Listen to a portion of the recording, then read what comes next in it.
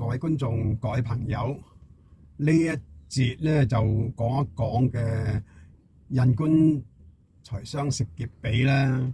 咁啊，天干嘅五行啦，或者地支嘅五行啦。咁啊，天干五行有雙生同埋雙克，地支五行有雙生制同埋雙克制啦。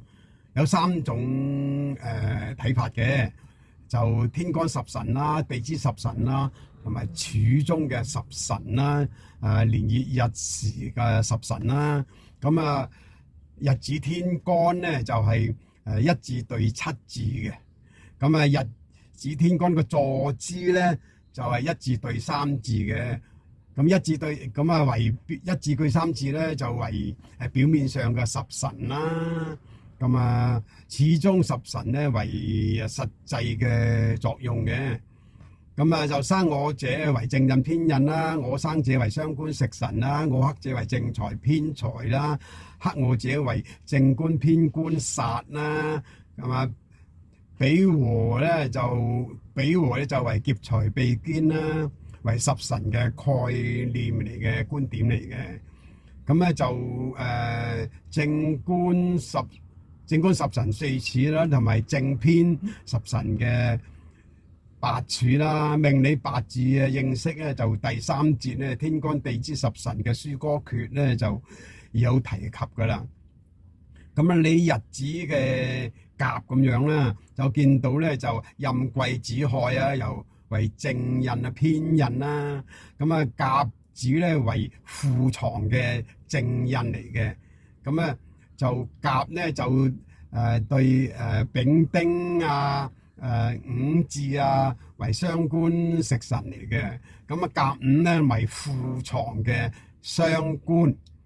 咁啊，甲咧就對戊己啊或者辰戌丑未啊，咁啊為正財偏財嘅。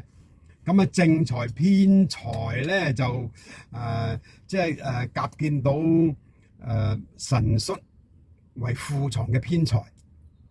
咁啊，甲咧就見到庚辛啊、辛酉啊為正官偏官煞嚟嘅。咁啊，甲辛咧就為庫藏嘅偏官煞嚟嘅。咁啊，仲有甲咧就見到寅卯啊或者甲乙啊，咁啊為劫財避堅嚟嘅。咁啊，甲寅咧為庫藏嘅避捐。咁咧就印官財相食劫比咧就都有佢每一柱咧佢都會有佢個庫藏嘅個庫藏嘅庫藏咧就為之力量咧就強啲用起上嚟就強啲。咁啊，其他咧就係話天干啊，見其他啲咧就其他干支嗰啲咧就係有一個作用喺度，但係冇咁強嘅咁樣嘅睇法嘅。咁啊，最緊要係坐姿嗰條柱嚟睇法嘅。咁呢一節咧就講到呢度先啦。咁多謝各位觀眾朋友收聽收睇，多謝。